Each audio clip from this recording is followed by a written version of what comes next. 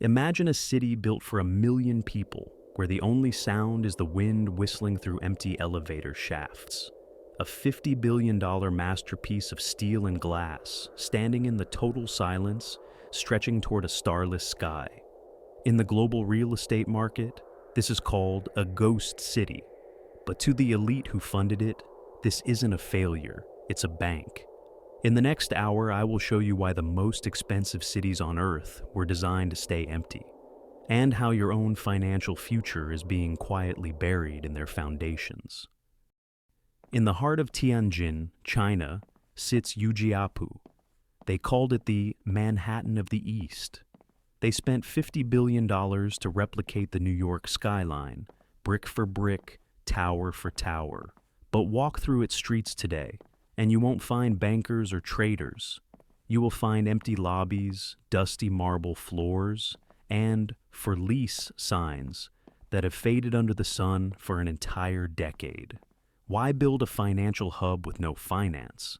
Because in the world of shadow banking, the building itself is the currency. It doesn't need to be inhabited. It only needs to exist on a balance sheet to back a $1 billion loan that will never be repaid. Further south, in the turquoise waters of Malaysia, lies Forest City, a $100 billion artificial island designed to be a living paradise for the global elite. Yet, it stands at less than 1% occupancy. It is a monument to disaster capitalism. Thousands of luxury units were sold to overseas investors who have never set foot in the country, and likely never will. These apartments aren't homes. They are physical Bitcoin. They are offshore accounts made of concrete and glass, used to move massive amounts of capital across borders without alerting the central banks or tax authorities. But the most disturbing part isn't the empty buildings. It's what's running underneath them. Despite having no residents, Forest City and Ujiapu consume enough electricity to power a medium-sized European nation. If there are no people to flip the switches, what is consuming the power? In the following chapters, we will look at declassified energy logs that suggest these ghost cities are actually the world's largest, most secretive data mining colonies, humming with the heat of 1 million hidden servers. To understand the ghost city, you must stop looking at the architecture and start looking at the debt. When a developer takes a $10 billion loan to build a city that no one needs, they aren't betting on residents. They are betting on the void. These cities are designed to absorb excess global liquidity, money that needs to disappear so it doesn't cause massive inflation in the real world. The skyscrapers are the world's most expensive delete keys, and the people, they were never part of the equation. This is the dawn of the non-human economy. To the average tourist, an empty skyscraper is a sign of a failed investment, but to a forensic accountant, it is a masterpiece of concealment. In the world of high-stakes finance, moving $10 billion across borders is a nightmare of red tape and digital footprints. Unless, of course, you move that money into pre-sold real estate. By the time the first floor of a tower in Ujiapu was finished, 90% of the building was already owned by offshore shell companies based in the British Virgin Islands and Cyprus. The money didn't disappear, it just changed its state from liquid to solid. Let's follow the paper trail of a single luxury unit in Forest City. It is sold for $1.5 million to an investor who doesn't exist. 2 months later, that investor uses the apartment as collateral to take out a $1.2 million loan from a private bank in Europe. Suddenly, dirty money has been transformed into a legitimate, bank-approved loan. The apartment remains empty, the lights never turn on, and the dust continues to settle. But the financial transaction is complete. The city isn't a place for people to live. It is a mechanism for the global elite to wash their capital in plain sight of the sun. But here is where the story takes a turn into the truly bizarre. In 2024, a leaked internal memo from a major construction conglomerate revealed the existence of the Ghost Maintenance Protocol, This protocol dictates that even in buildings with zero occupancy, air conditioning and internal lighting must be kept running at specific intervals. The official reason was to prevent structural decay, but whistleblowers suggest a much more sinister purpose. These buildings are being maintained to mimic life, creating a simulated occupancy that allows the owners to claim tax credits and government subsidies for projects that are, in reality, dead on arrival. Why would a government allow $50 billion of its resources to be wasted on a Manhattan that no one wanted? Because ghost cities are the ultimate GDP booster. Building a city creates jobs, consumes steel, and drives up the national growth numbers, even if the city is never used. It is a massive self-feeding cycle of debt, where the construction itself is the product. We are living in an era where the appearance of progress is more valuable than progress itself. The concrete is real, the debt is real, but the purpose is a total fabrication.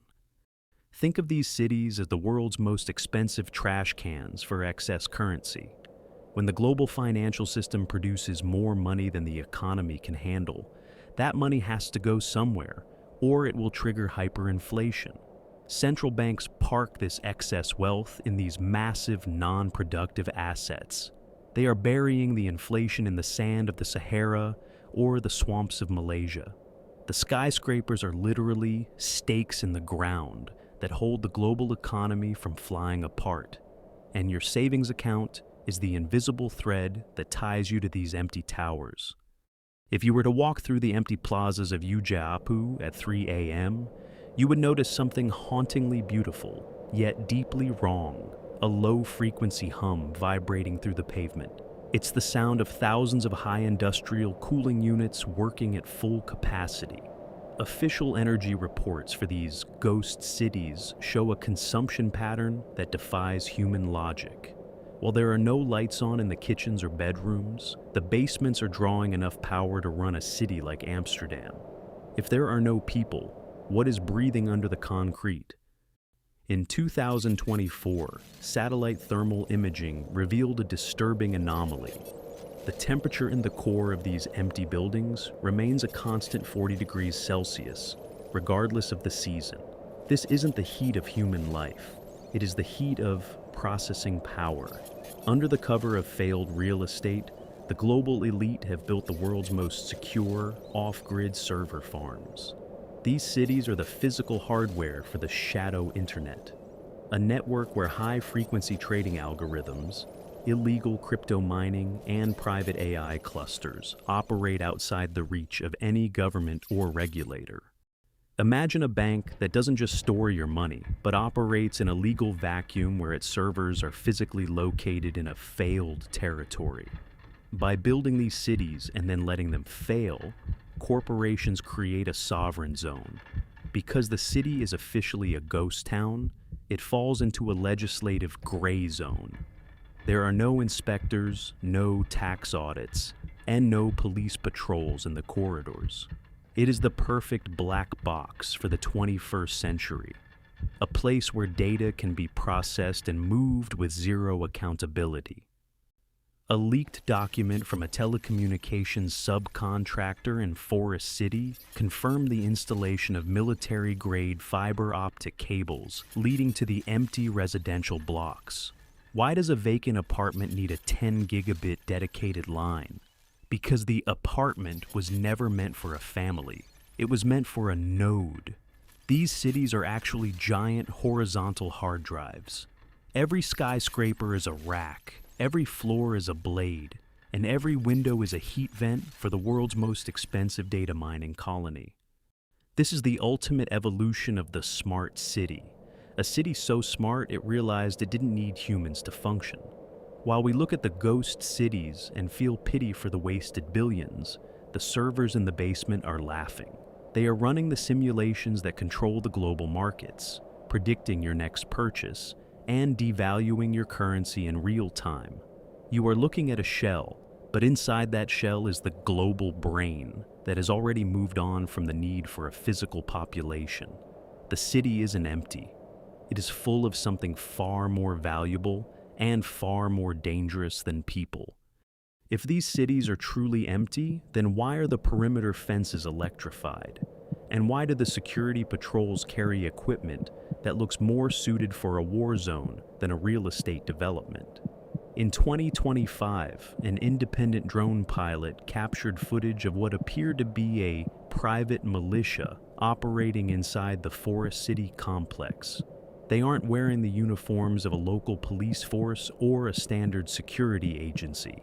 They are contract sentinels, ex-military personnel hired by the offshore corporations that own the towers, tasked with guarding the most expensive secrets on Earth. These are the only people who know the true layout of the ghost cities. They live in tactical apartments, specially modified units that look empty from the outside, with blackened windows and signal jamming technology. Inside, these units are high-tech command centers equipped with biometric scanners and direct satellite uplinks. While the world thinks these cities are abandoned ruins, they are actually the most heavily monitored square miles of land on the planet. Every movement in the plaza is tracked by AI-driven thermal cameras, and every sound is recorded by seismic sensors buried in the sand. Among the Sentinels, there is a legendary group of phantom engineers. These are technicians who have lived underground in the city's utility tunnels for years. Their salaries are paid in untraceable cryptocurrencies, and their names have been erased from all public records. Their job is to maintain the life support of the server farms we discussed. If a cooling pipe bursts or a fiber optic cable is severed, the global markets could lose billions in a fraction of a second. The ghost city isn't just a building, it's a living organism that requires constant, invisible care to keep its digital heart beating. Why such extreme secrecy?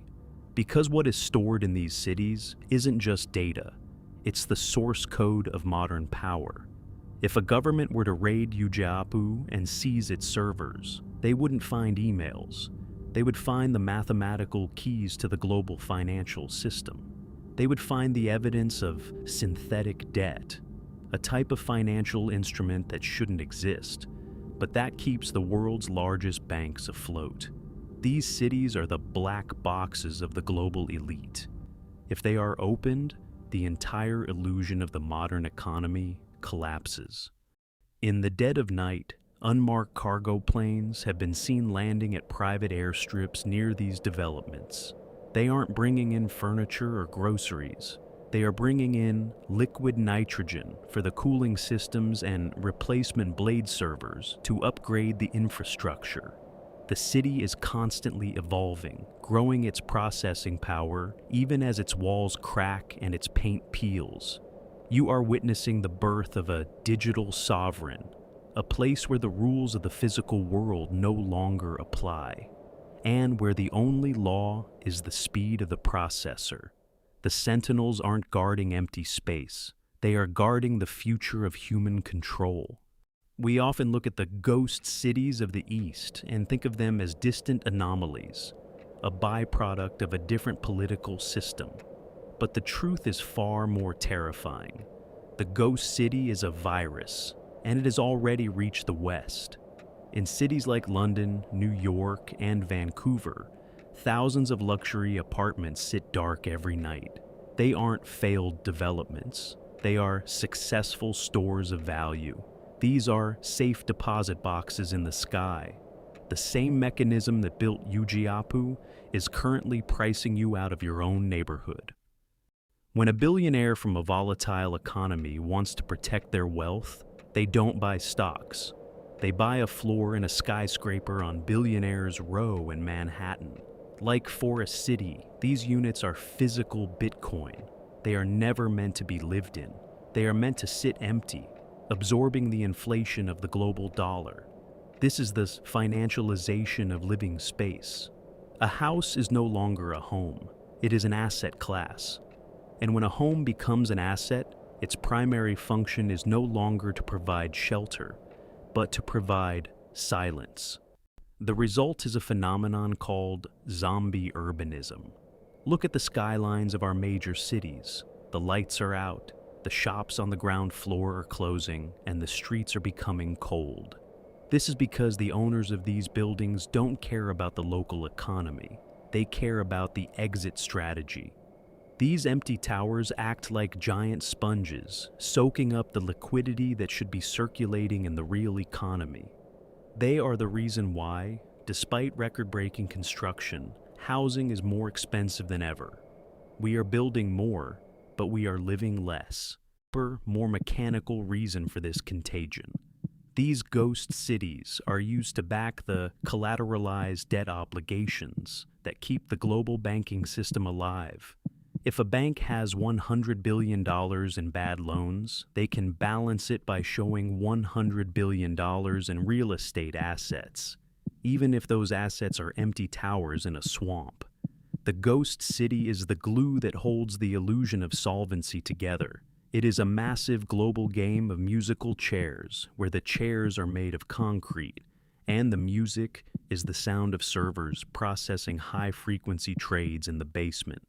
In 2026, we are reaching the tipping point.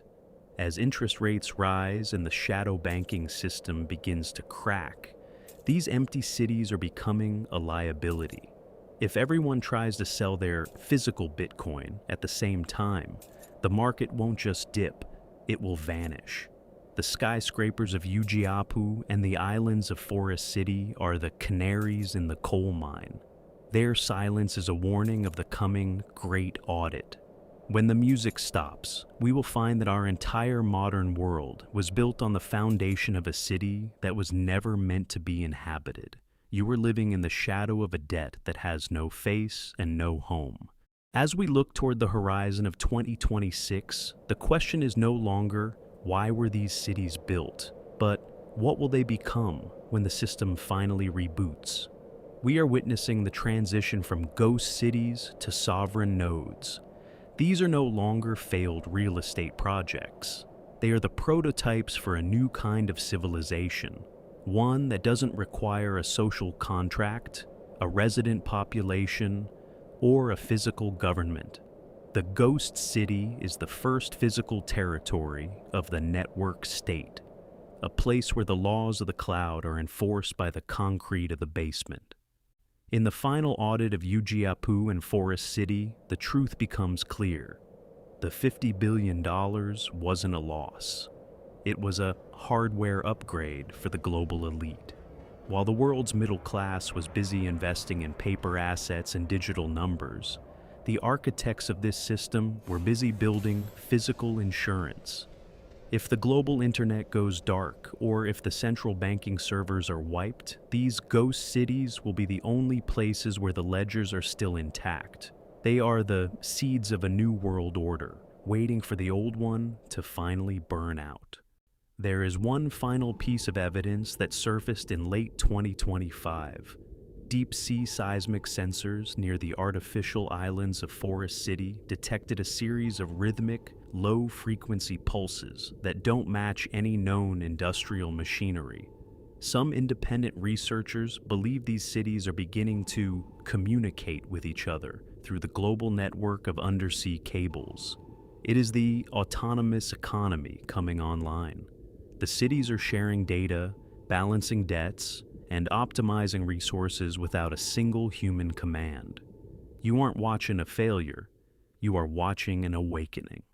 We have been taught that a city without people is a tragedy, but to the algorithms running the world, a city without people is an efficiency. No traffic, no waste, no human error, just pure, uninterrupted processing power. These cities are the monuments to our own obsolescence. We are building the cathedrals of a God that doesn't need us to worship it.